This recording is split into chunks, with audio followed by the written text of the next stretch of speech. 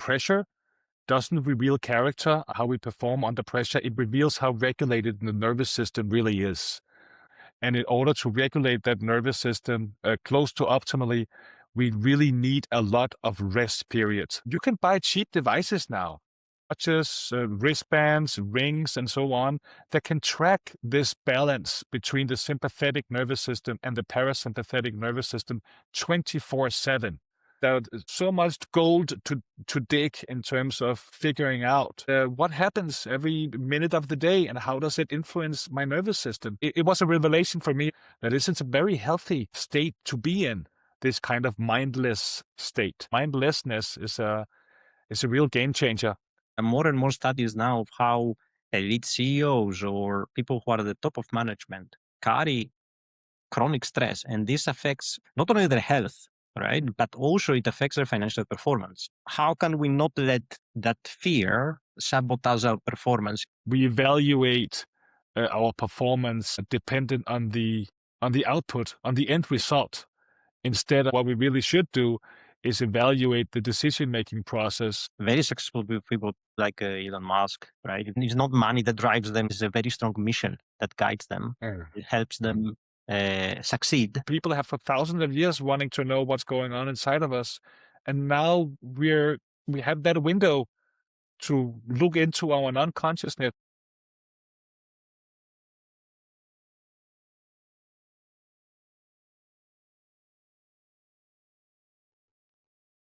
Welcome to the podcast that helps you build behaviors that drive achievement through discipline. Today, we'll talk about performance under pressure with neuroscientist and neuroeconomist Jon Wegener. Jon is a neuroeconomist, author, and lecturer who studies how emotions, attention, and the brain shape financial decisions. He co-authored the Café Latte Rule in Danish, focusing on practical ways to design better money habits, avoid emotional traps, and build long-term wealth through realistic brain-based strategies. Welcome, Jon. Thank you. Thank you very much. Actually, second time, so I'm very happy to have you back. Last time we talked more about turning bad money habits into constructive behaviors. Now we go into performance, tapping more into your neuroscience background. And the reason actually I wanted to talk to you is because you study how non-consciousness impacts our decision-making. And you have this focus also on well-being, which is so important in today's hustle culture, right? So I think you will be great in busting some of these myths and misconceptions about what's happening in our brain under these pressure moments. Also help people use simple practical strategies to perform better under pressure in everyday life. Because many people still think that learning how to perform under pressure is only relevant for high-performance athletes, elite operators, but in reality, we face pressure moments every day.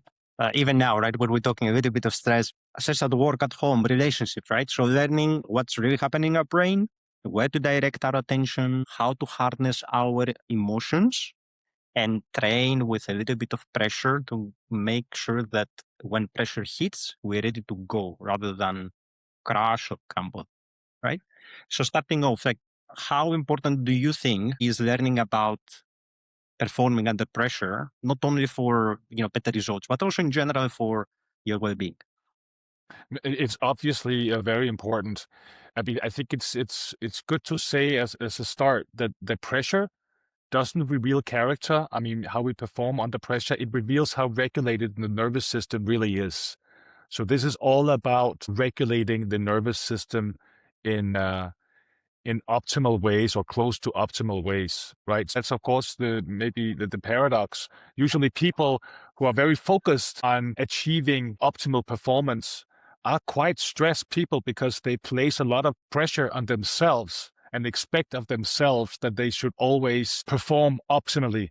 And then it itself can be a problem because that will certainly probably leave out many of the situations that are necessary in order to actually perform optimally, namely that you need rest, right? You need a lot of rest. You need exercise. You shouldn't drink alcohol ever. And then, which is, of course, very difficult to follow for most people. But the idea is we need that regulated nervous system. And in order to regulate that nervous system close to optimally, we really need a lot of rest periods. When we feel this pressure to perform, that is stressful in itself to expect that of yourself. Understood. So you mentioned it's about regulating the nervous system. A couple of things that come to mind there, because obviously high performance athletes prepare for that stress, train with intensity and stress, right? But Certainly. when you train your nervous system to do better. It is about finding that balance because maybe many of your listeners know that we have a sympathetic nervous system and a parasympathetic nervous system where sympathetic nervous system is what activates us, uh, what is activated when we fight or when we flight, or I mean when we feel we are under pressure, the sympathetic nervous system is activated, but we need that balance with the sort of rest and digest activation of the parasympathetic nervous system. So finding that balance is really key to optimizing performance under pressure. And as you also revealed, this is not about character. This is about repeating what's good for you and identifying what do you call maladaptive, identifying periods where you're under intense stress and figuring out whether it's actually worth it, right? Because we have limited resources. We have to be careful about how much our sympathetic nervous system is activated. You can buy cheap devices now, right? There are different kind of watches, wristbands, rings, and so on that can track this balance between the sympathetic nervous system and the parasympathetic nervous system 24/7, right? So I think, and that, I mean, I've done this for 7 years myself. I mean, I like Garmin, so I know the Garmin sort of universe best. But the idea that you can actually track this balance between sympathetic and parasympathetic nervous system is a way to measure our non-consciousness. I mean, how does our body and mind really feel?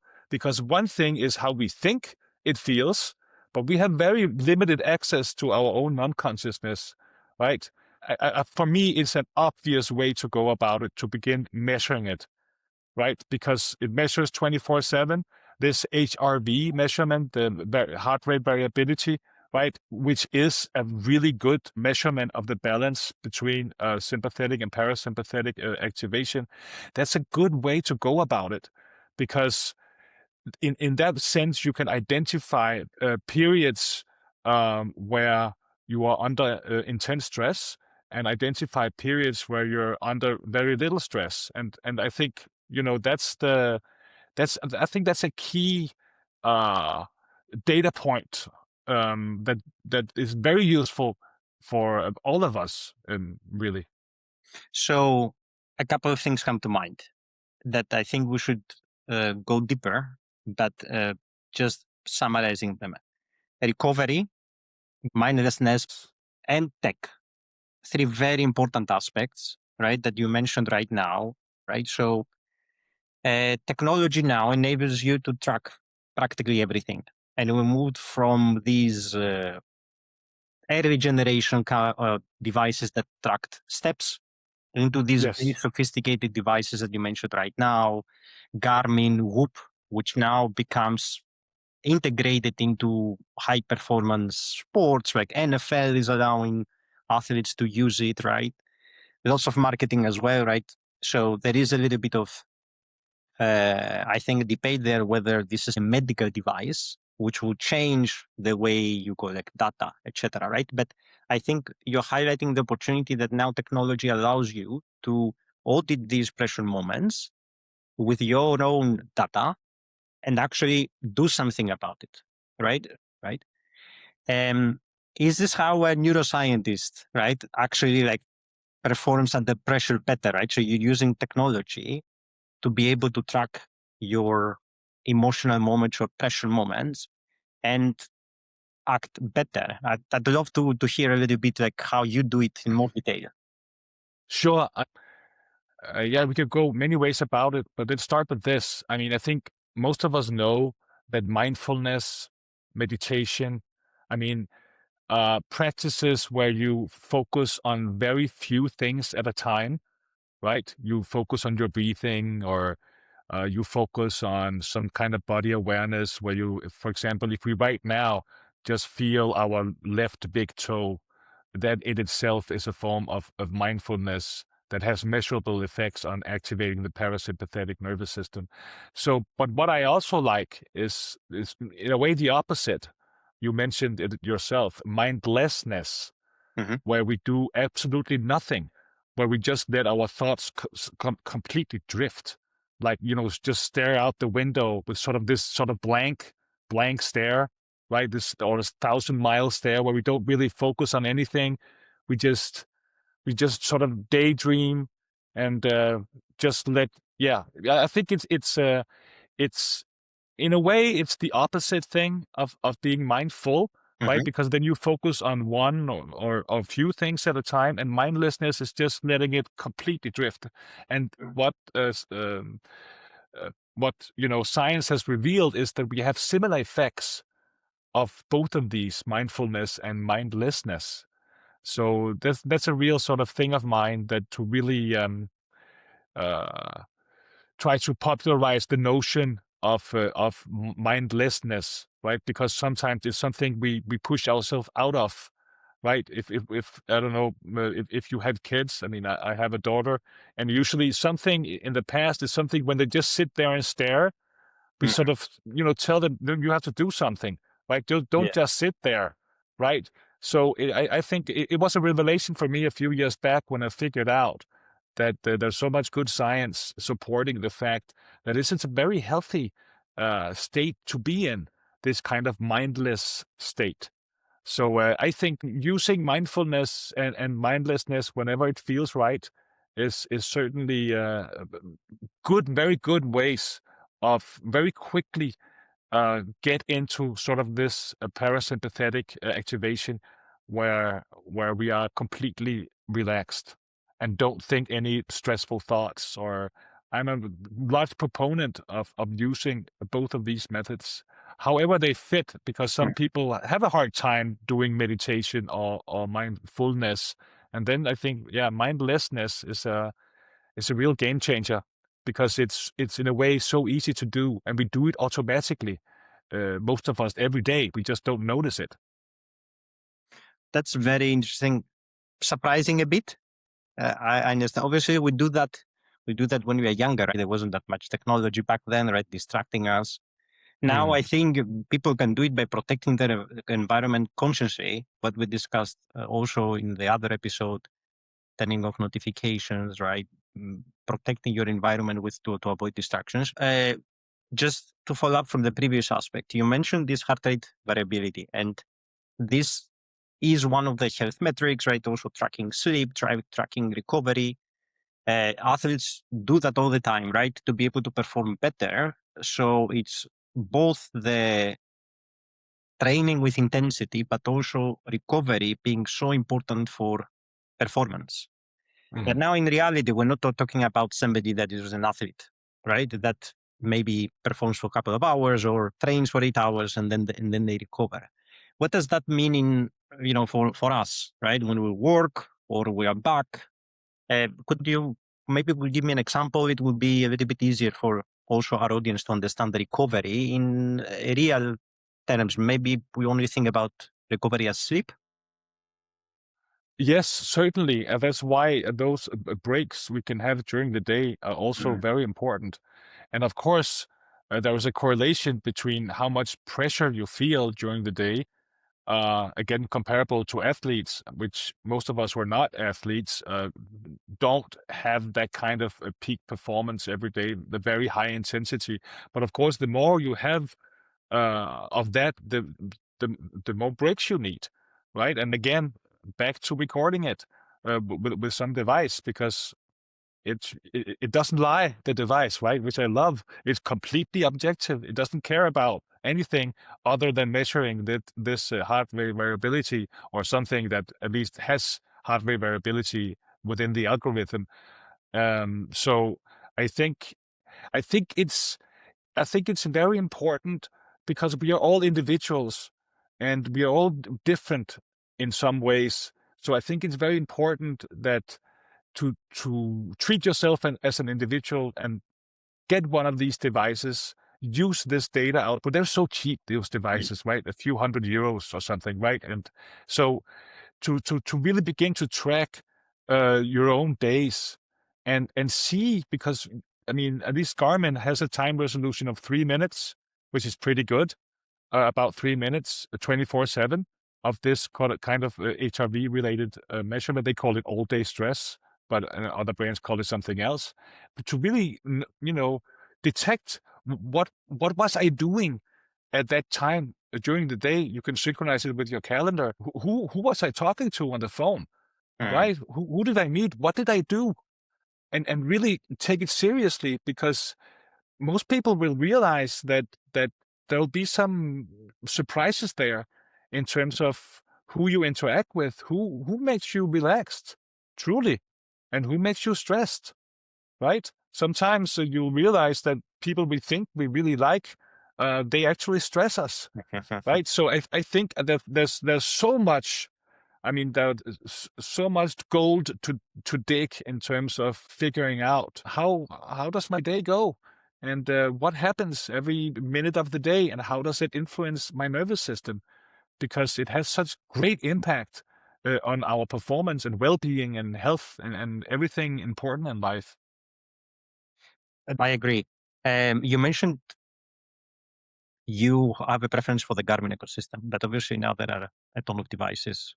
Mhm. We mentioned a couple of them, like Whoop or Apple, and as these devices become more medical devices, right? Because there are FDA approvals now for some of these devices because they could actually track um, these biometric aspects.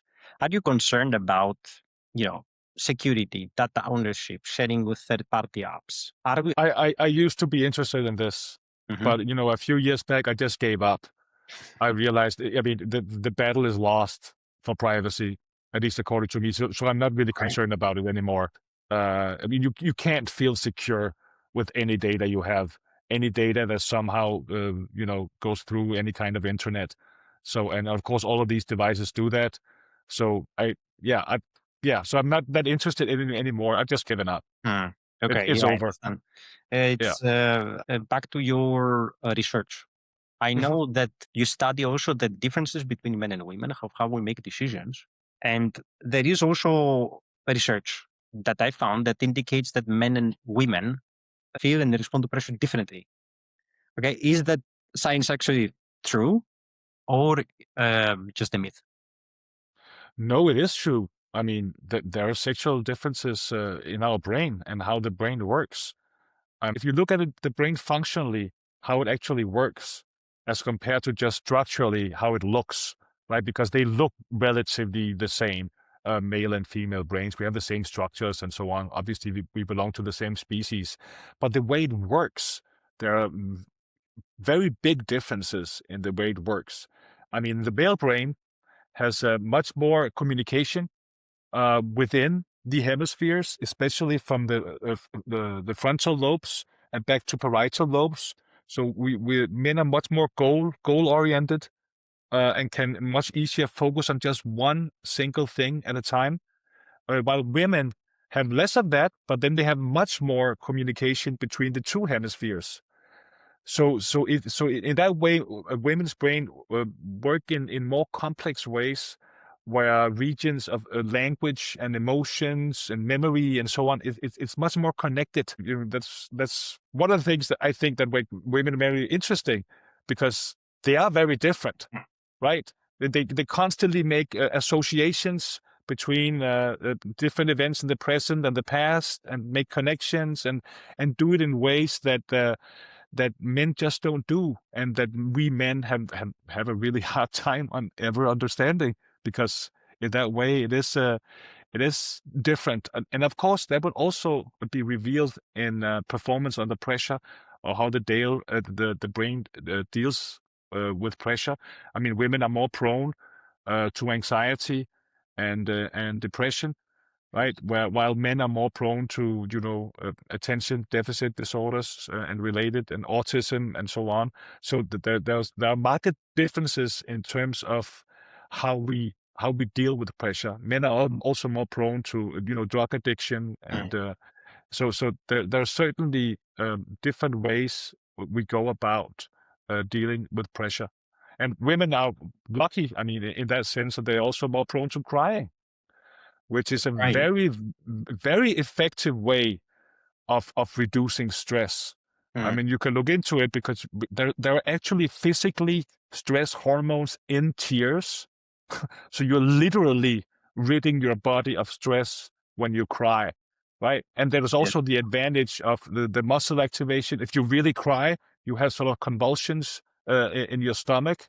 So again, muscle activation is also a very effective way of reducing stress, right? Because remember, biologically speaking, stress is a preparation for muscle activation, Mm. right? Fight or flight, for example, right? So there's definitely many ways that men and women differ, including how they handle stress and pressure. Also laughing. Laughing really hard is also reduces stress. It's again this thing about muscle activation, and we humans seem to be the only species that can become very stressed, but then not have any muscle activation, right? You sit there in front of the computer, you get a stressful email, and then you just sit there, Yeah. right? And feeling stressed. And that's toxic, Mm. right? And I think it's also important to remember also the seriousness of stress, because again, we're the only species that seem to can be stressed over and over again without muscle activation, and being overly stressed has a direct connection to immune function, right? So there's a direct connection with having chronic stress, Mm. right? To having the immune system making more mistakes, increasing the risk of autoimmune disorders and many other bad things in life. For me, it's just important to to say that yeah, this is not only about improving performance with having a better balance between sympathetic and parasympathetic activation, but it's also about long-term longevity. I mean, it is also about not becoming sick. So I think it's important to remember that aspect. This is not just about performing better. It's about living a long and healthy life. Again, back to well-being, as you also mentioned in the beginning. Yes, and I love this approach because we are obviously we're goal-oriented people, right? We want to perform, but many people, especially high performers, and as I look at the corporate structure as well, not only the athletes, right, suffer from chronic stress. And there are more and more studies now of how elite CEOs or people who are at the top of management carry chronic stress, and this affects not only their health, right, but also it affects their financial performance. Corporate wellness now for the CEO, for the board becomes a priority so that the leader doesn't lose sight of risk, right? And they engage into very risky investments. Tying out that chronic stress that you mentioned into the financial impact of a business is very, very important. Yes, of course. I mean, we just know that when we are stressed, we are biologically speaking, and our brain is in a fight or flight mode, Mm. right? That just means inevitably that we are very focused on the short term. There's just no way to avoid it in that situation, and that can lead to terrible decision making of being in that state. That's why it's so important to really be well rested and well fed and not be stressed whenever you have to make important decisions. So yes, that's certainly an aspect of it. And back to, I mean, it's a whole different area to discuss, the effects of these enforced diversity, and then diversity defined as having a particular, you know, sex, for Mm. example, or a race, or sexual orientation. And of course, all of these things have detrimental effects for everyone, because it's demeaning. It has many different kind of bad effects where we're not being judged solely on our character and our abilities, right? So being judged on the basis of your sex or sexual orientation or skin color and so on is always a very, very bad thing. And of course, the big paradox is the gender balance law in the EU, where we need at least 40% of the boardroom has to be women. Of course, it's created to help women out, but it's the women who pays the highest price for this, which of course is the paradox. Exactly the group you want to help are the one who will suffer the most in the long term, because they'll constantly being devalued. They're constantly being met, well, you probably just got this position because of your sex, and she probably did, right? So that's a real problem that is, of course, very stressful for women, but also stressful for men, because it's also demeaning for men that they won't get hired just because they're men. So, what do you think is a good balance in trying to create inclusion and make sure that everybody has equal opportunities? Or what could they do, in your opinion? Do you have any proposals, many thoughts? I think the goal of never looking at the sex of the applicant is certainly a good goal to have. You could enforce, if you really wanted to do something about it. I don't think it'll change much, but you could enforce sort of blind applicants. There's no photo, there's no name on the applications. That could be a way to try to mitigate any influence that sex would have in the application process. That's one way to go about it. But the thing is, I mean, men and women are different. I mean, in so many ways, and of course, originating from the fact that we have different reproductive strategies, right? So there's of course controversial studies showing this. The fact is, when a woman becomes a leader, everything else being equal, she becomes less happy with her life when she is in a leadership position, while it's the opposite with men. They feel better and are more happy when they get into leadership positions. And there's also the very important aspect. It has always been like this throughout human history, that women prefer successful men. Women prefer men that rise to the top of male hierarchies. Women really like men that seems to have earned the respect of other men, right? So a man becomes so much more attractive when he becomes president or CEO and so on. But women don't. They don't become more attractive. Men don't really care about a woman's position. He cares about other things, about her, her looks, her behavior, and so on, but not her position in a corporate hierarchy. Or that's not what makes a woman sexy. So of course, men have an extremely intense drive, non-consciously, to get further up in the hierarchy, because that's what makes him attractive, not so much how he looks. That's the thing, Yes. right? You can see very ugly movie directors and so on, and so many women want them, right? It's not really about looks when it comes to men, and it's certainly a lot about looks and youth and so on when it comes to women, right? So I think there's so many things we could talk about sex differences Mhm. that makes it much more likely that men will rise to the top in corporate hierarchies within any industry, in actually all industries. We have such a strong drive to do it, Mhm. and women just don't. There are other things we could talk about, because there are more variation between men. I mean, if you just look at height, there's a larger variation within males than within females. If you look into intelligence, there's a larger variation among males than females. So more males that are extremely intelligent, more males that have very little intelligence, they're sort of retarded. And just look at the jails, right? It's filled with men. Or homelessness. It's obvious that and there's so much data supporting this, that there's just a greater variability uh, within males than there are within females. And part of the reason why we know it also is that women are so lucky to have two X chromosomes. So if there's a slight mutation on one of them, she can compensate with the other one, while males only have X and Y.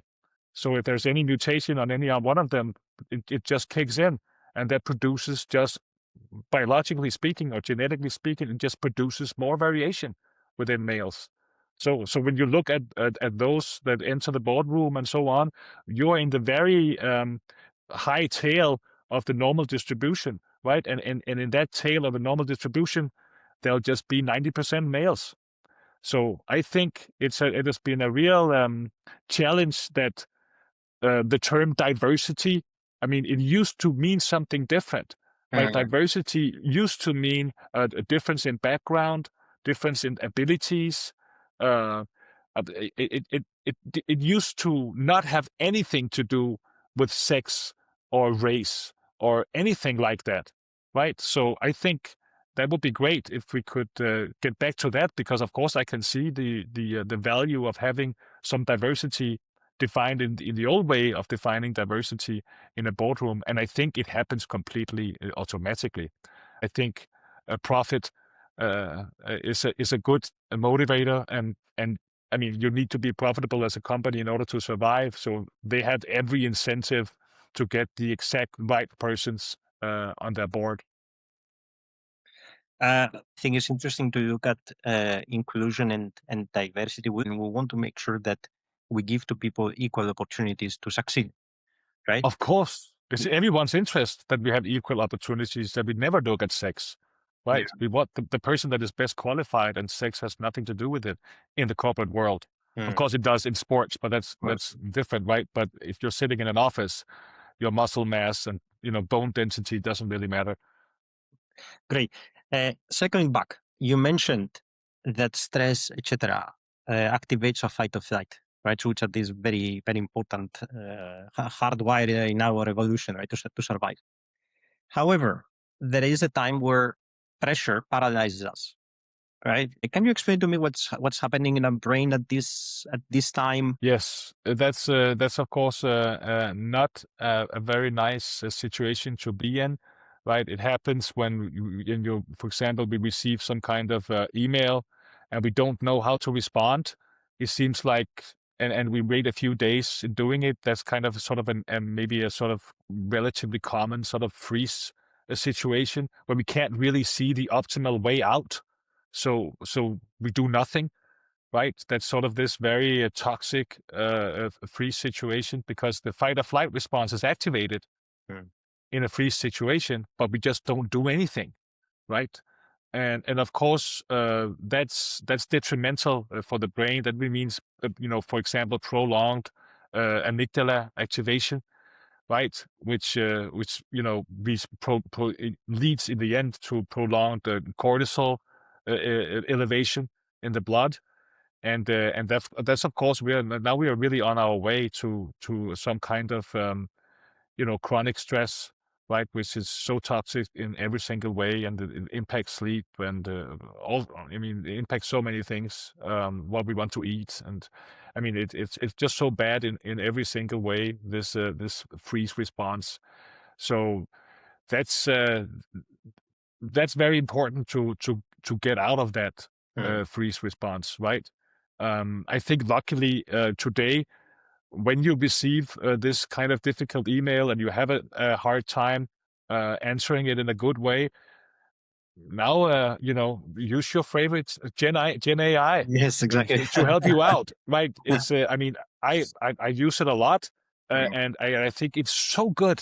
Mm. I mean, it's so good at taking me out of these situations that can, these everyday sort of situations that can be stressful, right? It's you basically just have an expert lawyer and an expert, on pretty much everything to help you out in these situations, right? So I have a lot of optimism um, related to the use of Gen AI in terms of reducing stress Mm. and quickly taking us out of these freeze situations. Yes, definitely. technology again can be an assistant if you use it right, as you mentioned before, with biometric tracking, right, or for your recovery, or brain breaks, taking us out of the anxiety, writing the perfect email response. Yes, that's actually a good tip. Now, staying on aspects that might sabotage performance, and I want to talk a little bit about fear, right? How can we not let that fear sabotage our performance? I mean, fear is, of course, an activation of this fight or flight or freeze response, right? So, one good way of taking yourself out of this is, of course, difficult in a situation like this, but it is, again, back to some kind of mindfulness, Hmm.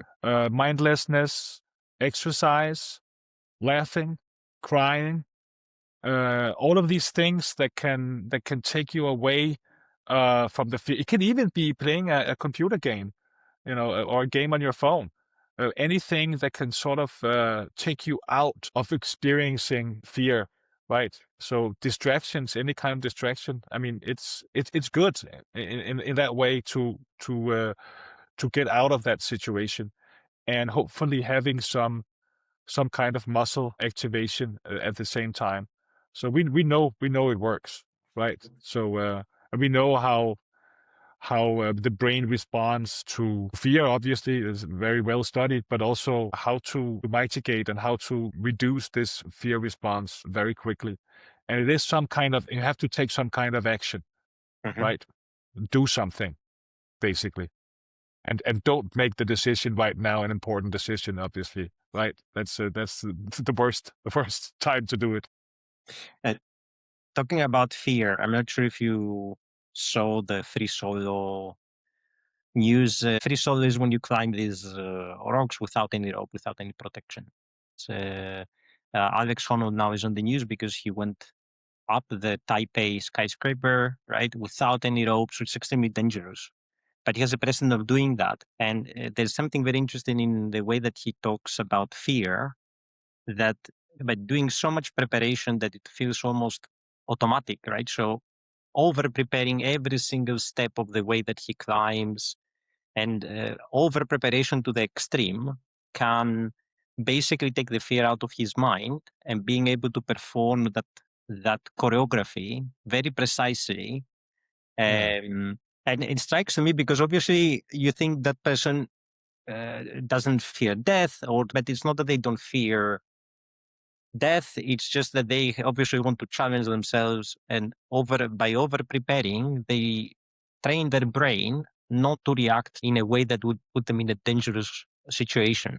I'm not sure if you saw that. I think it's fascinating to see how some of that high performance extreme aspects can give you some learnings of to make sure that when you really are in that situation, you know what to do. You don't freeze and collapse and sabotage your performance. You have a bit of a blueprint or framework to act. Certainly. I mean, that it sounds very reasonable to do this, and of course,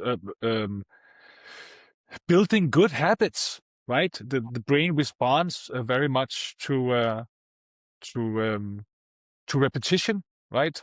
We like to do the same thing over and over again, and I bet that's also part of his training, and also, of course, since he is in a dangerous situation, he's probably also very good at just focusing on the job at hand, and it involves some muscle activation as well. So there's certainly some aspects of what he's doing that really fits this narrative of having muscle activation while Mm. feeling fear, which would reduce it in itself, and being very goal oriented. Right, he Mhm. has to get up to that skyscraper. Right, Yeah. so I can easily sort of, or I think I can sort of simulate the situation and imagine how he has a very concrete goal while doing this, right? He Okay. he knows exactly what he's doing, what his goal is, how he will achieve it. I mean, that's perfect, right? It's of course. I mean, now it's very concrete with going up that skyscraper.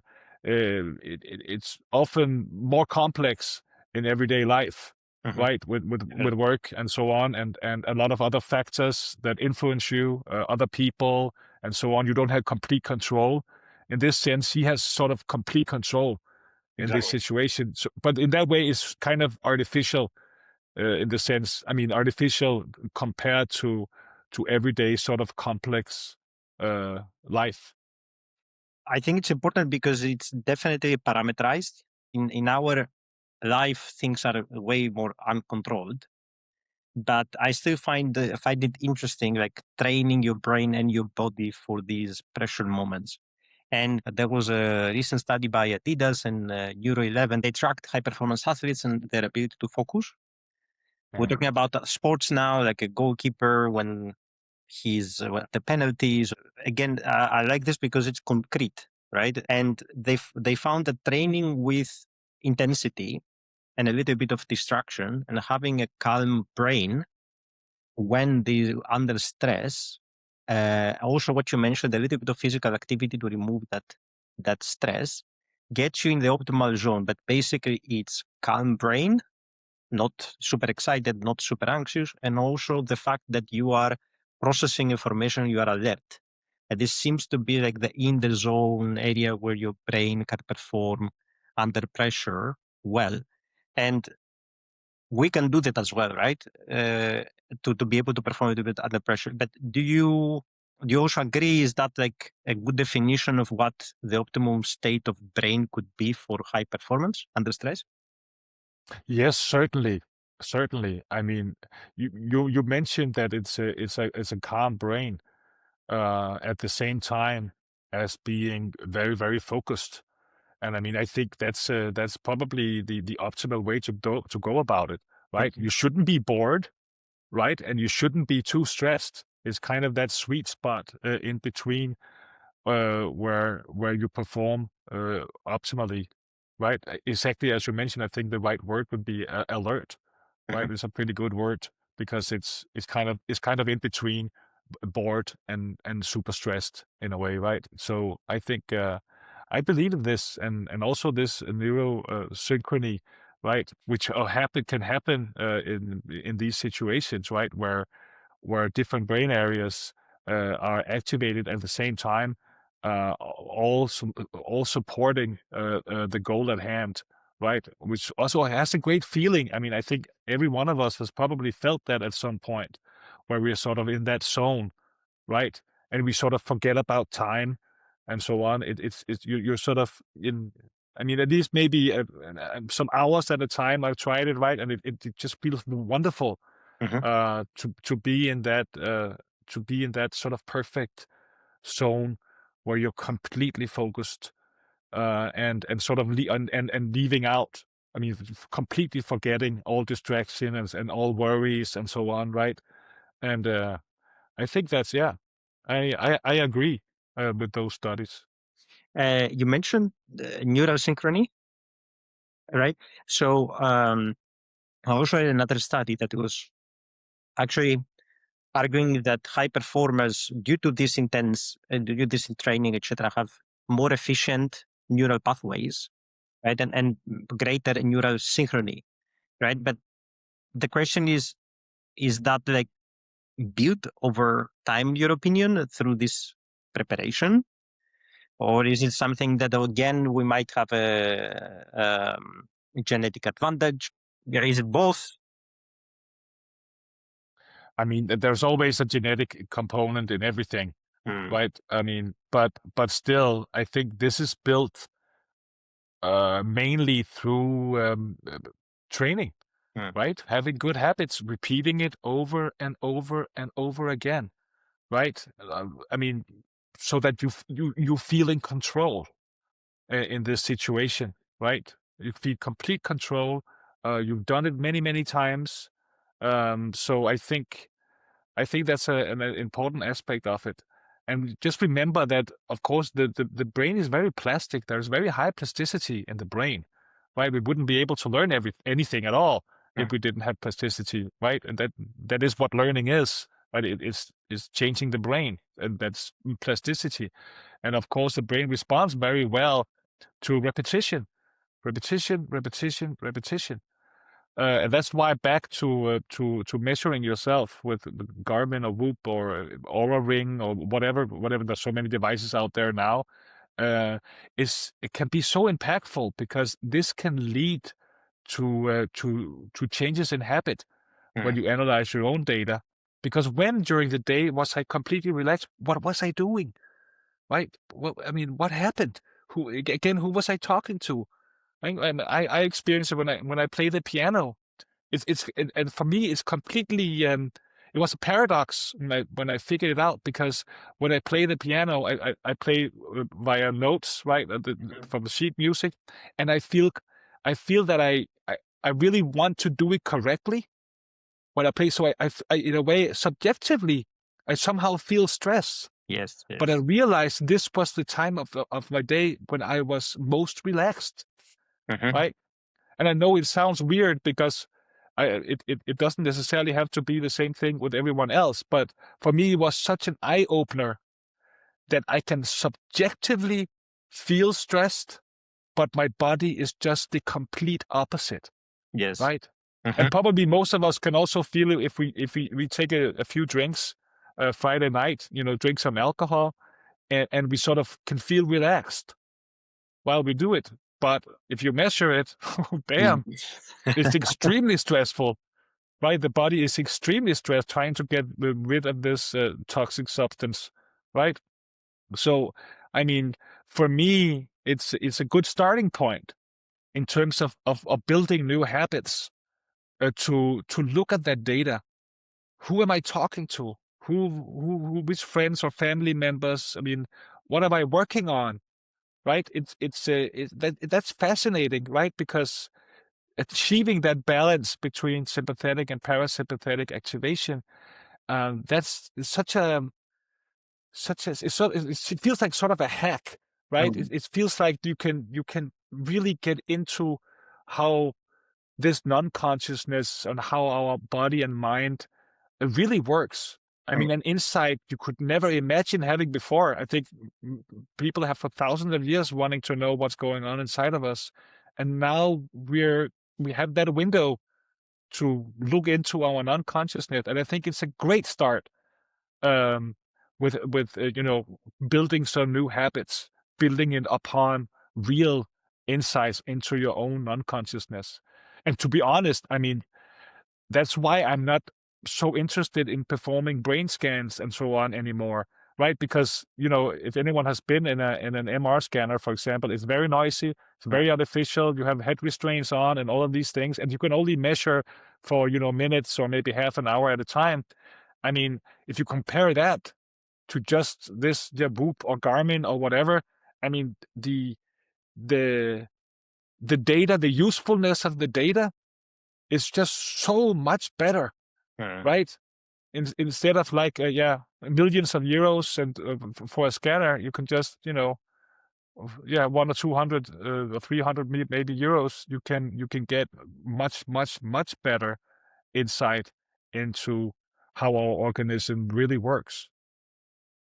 Yes, I'm also a strong advocate of using data to be able to understand what's happening even in your body in this case, right? And also finding effective strategies or behaviors, or the right type of mindset to be able to achieve what you want. But as we said, improve your well-being, your health, the way you feel about things.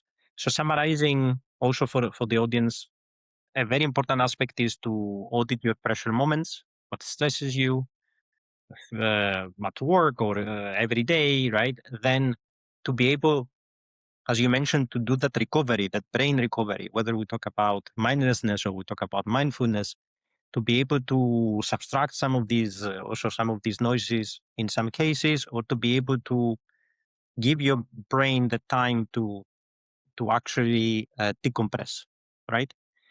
You mentioned also aspects that have to do with neuroplasticity, which is something that I find fascinating because you can actually feed your brain, right, good, positive thoughts and reshape, right, how you feel and basically reshape your reality with patience and with a lot of time. So I find this very, very interesting. as part of a first step, somebody can really do after watching this episode. They can really track their emotional moments, the pressure moments, and then they can actually design a few key strategies to perform a little bit better. Is that a good summary for Exactly. Very discuss? good summary. Yes, certainly. We discussed about neural synchrony, and my question was whether over time, if you can build a more efficient neural pathway so that these good habits become automatic. But obviously, I think the answer is yes, because you just mentioned as well, and by using neuroplasticity, you can do it. Another thing I wanted to talk about within that area where we said train your brain, but also train your body and your brain to harness your emotions, right? And there are a lot of studies show how, or high performance athletes saying how they react to negative emotions and how they feel them, but the training is on staying as less time as possible into this, not to inhibit performance. Whereas me or somebody else, an amateur, might stay into that state for like hours and do detrimental damage, right? As we said, chronic stress. Do you have any advice on how we can overcome that negative emotion, whether this is like a self-doubt, because it's, in my opinion, it's like about reframing a little bit, like what you're feeling into something else. Yes, I think it's really important to recognize that emotion and recognize that it's part of the human experience, that we experience a whole range of negative emotions. It's important not to be afraid of it. Mm. It's important not to suppress it, but just feel it and notice it and feel the body, the maybe not so, if maybe it's not, it doesn't feel pleasurable. It's not a pleasure, obviously, but feel it. Let the body experience it. I mean, it's like if a family member dies. I mean, it's normal to feel sorrow. It's normal to feel doubt. It's part of the human experience. And the paradox is when you really allow yourself to feel it, it passes very quickly. Right? That's the paradox of it. When you're not afraid of it, when you don't try to hit your head, with you shouldn't feel sad, or you're weak because you feel self-doubt and so on. I mean, that of course makes everything worse. So recognizing the emotion, recognizing that this is completely normal, recognizing there's absolutely nothing to be afraid of. It's just part of the range of emotions every human being feels. I think that's a very good way to go about it. And then it actually passes pretty quickly by itself, which is strange because, of course, when you are in the situation and you really feel this emotion, you lose sort of sense of time. You sort of non-consciously feel that this will just go on forever, right? But it won't. And the more you allow yourself to feel it, the faster it will disappear, because it will disappear. So I think that's a good way to go about it. And then, of course, there are also these distractions, right? But treat yourself with kindness, right? In this situation, right? I know it's maybe a platitude, but treat yourself in the way that you would treat your best friend or your child if they experience that emotion. Right? Treat yourself with care and compassion, and it'll just pass very quickly. Mm-hmm. I love that aspect. Yes. So in general, if I could summarize it, is acknowledge these negative emotions because they are real and they don't make you weaker or they make you or vulnerable. But it's very important to also use, as you mentioned, your attention, or use the fact that your brain is plastic and it will navigate where you kind of intentionally put it to be able to recover, to be able to progress, right? And I think that's kind of an interesting perspective what people can do before they build habit, because in the beginning we mentioned what can you do to maybe rewire your brain a little bit, like what you think is wrong, misconceptions, right? Or what you think is not science. We discussed the aspect of mindlessness, mindfulness, pressure audits, etc. But in that redesign of the environment and protecting your environment before it becomes an automated habit. I think this is where I would put the emotional regulation, that you can actually intentionally train to be able to harness your emotions as a fuel for your goals rather than sabotaging you and getting out of control. Yes. Staying to helping people redesign that environment, we discussed in our previous episode as well the importance of having people around you, like the how a nurturing environment can be a fuel for your growth. Also, I spoke to another neuroscientist recently that was so adamant on the fact that the environment can make obsessive traits, even psychopathic traits, can transform them from bad to good. That was a revelation as well. So the power of the environment is very important. How to remove the distractions that we mentioned. You mentioned the example of kids that have mindlessness, and Mm. that would be a great way to decompress and also to learn how to perform. The mind breaks and making decisions with a calm brain. What you mentioned before, right? Like a time delay or being well fed. Mm. Getting. Mm. I'm interested in unpacking a little bit what you said about the amount of time it takes to make that habit automatic. Might seem in the beginning to be longer, but in reality, it doesn't really take that much as long as you don't overload yourself. Did I understand that correctly? Yes, I think that's a great way to go about it. Of course, it's popular to say, well, how many days does it take? How many times do you have to do it? And of course, it varies, right? But I think you're right. It's faster than you think it is, Mm, right? To build a new good habit or a bad habit. Which of mm. course we shouldn't, but it's also very easy to Yes. to build a bad habit. But I think yeah, the brain really responds to repetition, right? We like to do the same thing over and over again. And yeah, I just can't really put a time on it. I mean, Yes. that would be sort of unscientific because it varies a lot, right? Yes. People want to hear 2 weeks until you build a habit, or 40 days until it becomes a habit. I Yeah. think this makes like a good hook, but not necessarily support. Yes. No. Yeah. So I won't put a 7-day challenge for somebody to rewind.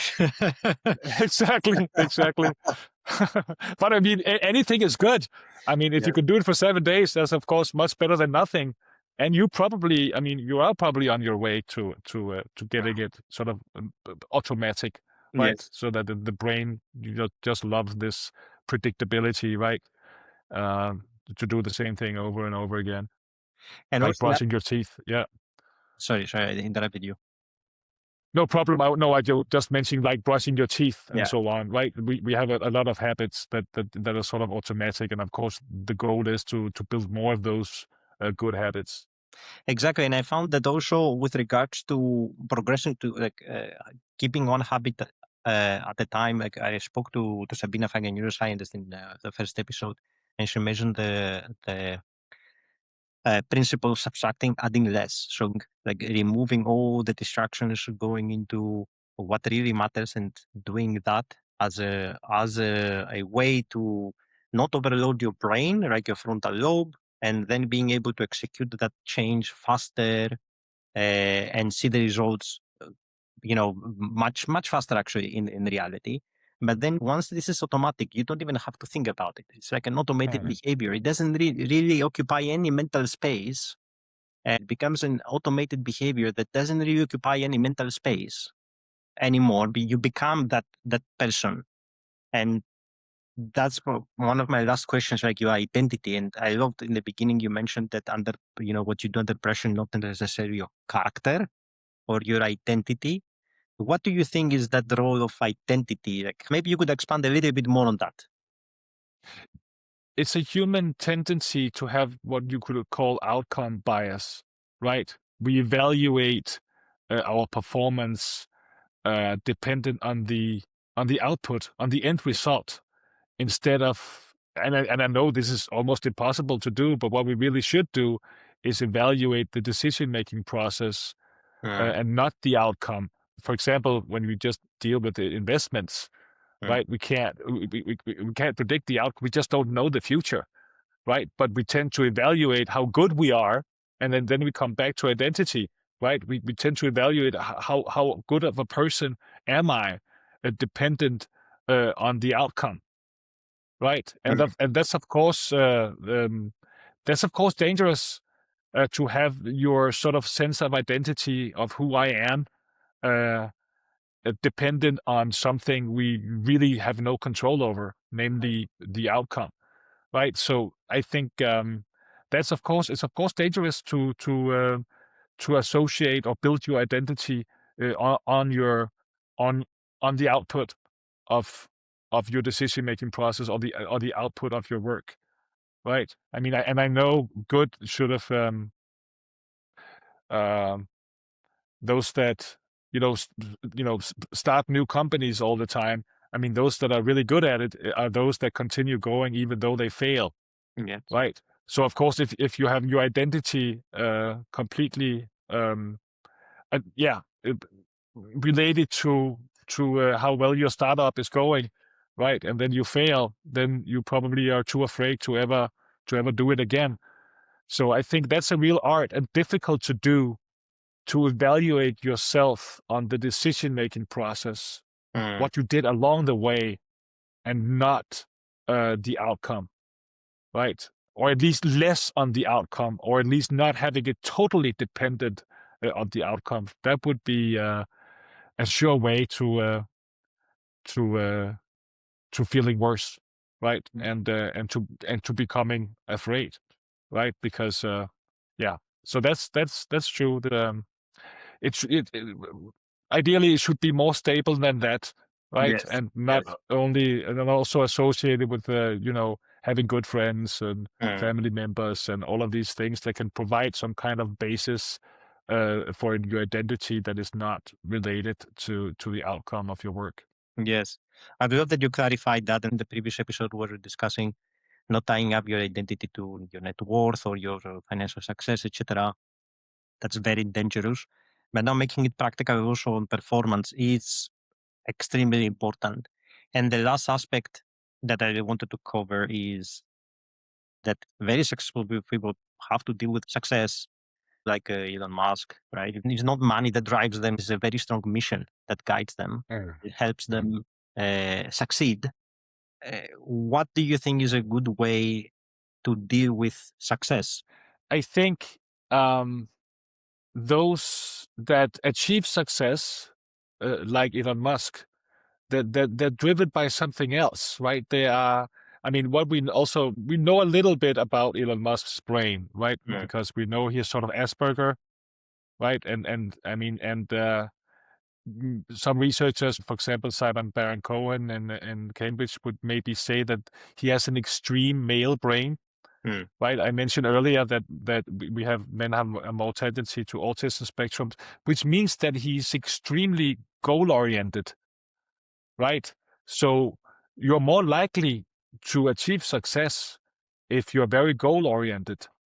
mm, And chances are, if you're already goal oriented and have success, you'll continue to be goal oriented, right? And of course, you also have the advantage with sort of the Asperger or autism spectrum advantage of not processing emotions mm, in the same way as a relatively normal, also a relatively normal male brain, mm, right?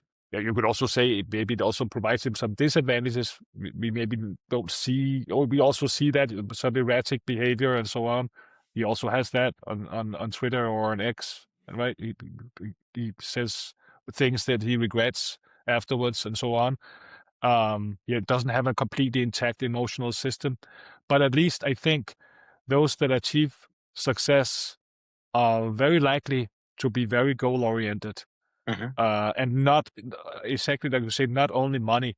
mm, It's something else that motivates them to achieving that goal, some kind of dream or mission, as you say, right?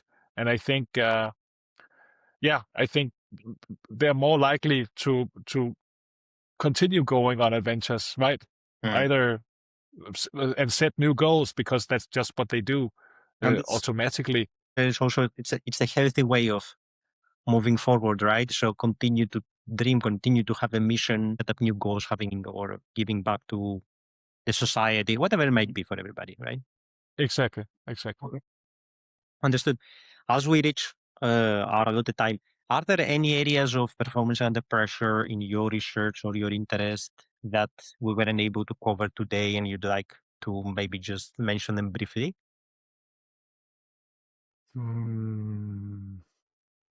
No, actually, I think we went through everything I wanted to say. I picked your brain a Thanks. lot, right? So you Yes. mentioned busted myths, you talked about the science, you gave us a very good framework of how to audit these pressure moments, what to do to protect the environment, how to get back even if we fail, and also in the end, not tying the identity, right, of that successful performance into who we are to be able to progress. So it's been a very interesting discussion again. And John, thanks again for sharing your insights.